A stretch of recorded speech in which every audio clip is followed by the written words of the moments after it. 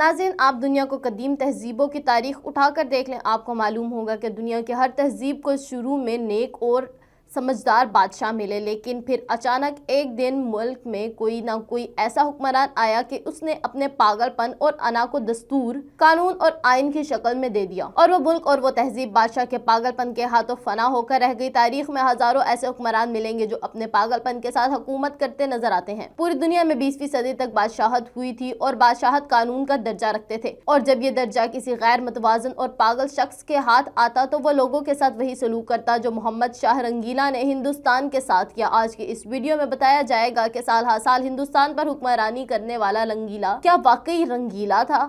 آئیے شروع کرتے ہیں۔ دوستو، محمد شاہ رنگیلا کا اصل نام روشن اختر تھا۔ وہ شاہ جہاں اختر کا بیٹا اور شاہ عالم بہادر شاہ اول کا پوتا تھا۔ سید برادران نے اسے جیل سے رہا کر کے 17 ستمبر 1719 کو تخت پر بٹھایا۔ اس نے اپنے لیے دین محمد شاہ کا لقب پسند کیا، لیکن الٹی سیدھی حرکات و سکنات کی وجہ سے اس کا نام محمد شاہ رنگیلا مشہور ہو گیا۔ وہ ایک عیش طبع غیر متوازن شخص تھا جو 24 گھنٹے نشے میں دھت رہتا تھا اور رقص، فحاشی اور عریانی کا دلدادہ تھا۔ وہ قانون بنانے اور قانون توڑنے کے مرض میں بھی مبتلا تھا۔ وہ ایک ایسا پارا صفت انسان تھا جو اچانک کسی شخص کو ہندوستان کا اعلیٰ ترین عہدہ سونپ دیتا تھا اور جب چاہتا تھا وزیر اعظم کو کھڑے کھڑے جیل بھجوا دیتا تھا۔ محمد شاہ رنگیلا کی اوٹ پٹانگ حرکتوں اور اول فول باتوں پر، اس عظیم کارنامے پر تمام معزز وزراء، دلی کے شرفاء اور وقت کے علماء اور فضلاء واہ واہ کہہ کر بادشاہ سلامت کی تعریف کیا کرتے تھے۔ وہ بیٹھے بیٹھے اچانک حکم دیتا کہ کل تمام درباری زنانہ کپڑے پہن کر آئیں گے اور فلاں فلاں وزیر پاؤں میں گھنگرو باندھے گا، اور وزراء اور درباریوں کے پاس انکار کی گنجائش نہیں ہوتی تھی۔ دوسرے دن تمام دربار خواجہ سراؤں کی زینت لگتا تھا۔ ناظرین، محمد شاہ رنگیلا جب دربار میں آتا تو اعلان کر دیا جاتا کہ جیل میں جتنے بھی مجرم قید ہیں تمام کو آزاد کر دیا جائے اور اتنی ہی تعداد میں مزید لوگ جیل میں ڈال دیے جائیں۔ کیونکہ بادشاہ کا حکم ہوتا تھا، اس لیے سپاہی شہروں میں دوڑ پڑتے اور راستے میں جو بھی شخص ملتا اسے پکڑ کر جیل میں ڈال دیتے۔ کہا جاتا ہے کہ اس کے 27 سالہ دور حکومت میں دلی میں کم و بیش کوئی شخص ملتا تھا جس نے جیل کی ہوا نہ۔ محمد شاہ رنگیلا وزارتیں تقسیم کرنے اور خطے پیش کرنے کا بھی شوقین تھا۔ وہ روز 5 نئے لوگوں کو وزیر بناتا تھا اور 150 لوگوں کو شاہی خلعت پیش کرتا تھا، جبکہ اگلے ہی دن یہ وزارتیں اور خلعتیں واپس لے لی جاتی تھیں۔ محمد شاہ رنگیلا کا ایک بہت ہی لاڈلا گھوڑا تھا جو اس کو اس کے وزیر مملکت کی سٹیٹس دے رکھتا تھا۔ وہ گھوڑا شاہی خلعت پہن کر وزراء کے ہمراہ دربار میں موجود رہتا تھا۔ سلطنت مغلیہ کے زوال کا پہیہ جو اورنگزیب عالمگیر کے بعد سے چلنا شروع ہو گیا تھا، اس کا سد باب محمد شاہ رنگیلا کے 27 سالہ طویل دور حکومت میں کیا جا سکتا ہے۔ مگر بدقسمتی کے بادشاہ کی عیش پسندی اور بے فکری کی سبب نظم و نسق کی ذمہ داری وزراء کے کاندھوں پر تھی۔ اس کی سیاسی چشمک نے ملک کو سیاسی اور معاشی بحران سے دوچار کر رکھا تھا۔ دوستو، نظام الملک آصف جاہ جو ایک مخلص امیر تھا نے حالات پر قابو پانے کی بہت کوشش کی، مگر اس نے دیکھا کہ حالات اس کے قابو سے بہت باہر ہیں تو وہ بھی مایوس ہو کر دکن واپس چلا گیا۔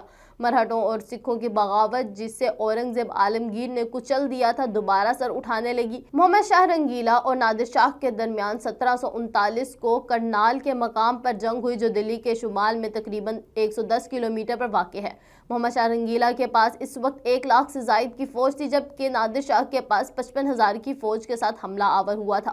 محمد شاہ رنگیلا کو اس کی ناتجربہ کاری اور کمزور جنگ کی حکمت عملی کے سبب شکست فاش ہوئی۔ ناظرین، محمد شاہ رنگیلا کا دور داخلی بغاوتوں، لڑائیوں، خلفشاروں سے بھرپور تھا، لیکن اس کی اپنی شخصیت بھی تاریخ سلطنت مغلیہ متنازع اور بدنام ترین شخصیت رہی۔ وہ صرف 29 سال کی عمر میں منتخب ہوا اور اس کی ناتجربہ کاری سلطنت کا زوال کی سبب بنی۔ تو درباری مسائل اور تخت نشینی کے جھگڑے بھی اس کی اہم وجہ تھے۔ اس کے دور میں مغل مرہٹا جنگوں نے بھی مغل سلطنت کو ناقابل تلافی نقصان پہنچایا، لیکن محمد شاہ نے کمزوریاں بالکل تھیں، اعلیٰ قابلیت ہوتی تو ان مسائل پر قابو پا لیتا۔ دوستو، کوہ نور ہیرے پر نادر شاہ کا قبضہ تھا۔ ایک دلچسپ واقعہ ہے، نادر شاہ دلی پر قبضے کے بعد 56 دن وہاں ٹھہرا اور اس دوران محمد شاہ رنگیلا کی منظور نظر طوائف نور بائی نے نادر شاہ کے ساتھ تعلقات استوار کر لیے۔ اسی دوران اس نے نادر شاہ کو راز بتایا کہ تم نے اب تک جو دلی لوٹا ہے وہ اس چیز کے مقابلے میں کچھ بھی نہیں جو بادشاہ اپنی پگڑی میں چھپائے رکھتا ہے۔ ایران واپس جاتے ہوئے آخری دن دربار میں نادر شاہ نے محمد شاہ رنگیلا سے کہا، ایران میں رسم چلی آتی ہے کہ بھائی خوشی کے موقع پر آپس میں پگڑیاں بدل لیتے ہیں۔ آج سے ہم بھائی بھائی بن گئے ہیں تو کیوں نہ اسی رسم کا اعادہ کیا جائے۔ محمد شاہ کے پاس سر جھکانے کے علاوہ کوئی چارہ نہ تھا۔ نادر شاہ نے اپنی پگڑی اتار کر اس کے سر رکھ دی اور اس کی پگڑی اپنے سر، اور یوں دنیا کا مشہور ترین ہیرا کوہ نور ہندوستان سے نکل کر ایران پہنچ گیا۔ کہا جاتا ہے کہ وہ ادب ثقافت کو فروغ دینے والا اور وسیع المطالعہ مغل حکمران تھا۔ اس کی ذاتی لائبریریوں میں 24,000 کتابیں تھیں۔ شورش زدہ حالات کے باوجود درس و تدریس اور فن و ثقافت کو فروغ اس کا کارنامہ ہے۔ اس نے اپنے دور میں مذہبی مکتب قائم کیے اور اسی کے دور میں قرآن مجید کی پہلی بار فارسی اور اردو ترجمہ بھی ہوا۔ اس بات میں مبالغہ ہے کہ محمد شاہ رنگیلا کی وفات کثرت شراب نوشی اور افیم کی لت سے ہوئی، جبکہ دوسری طرف اس کی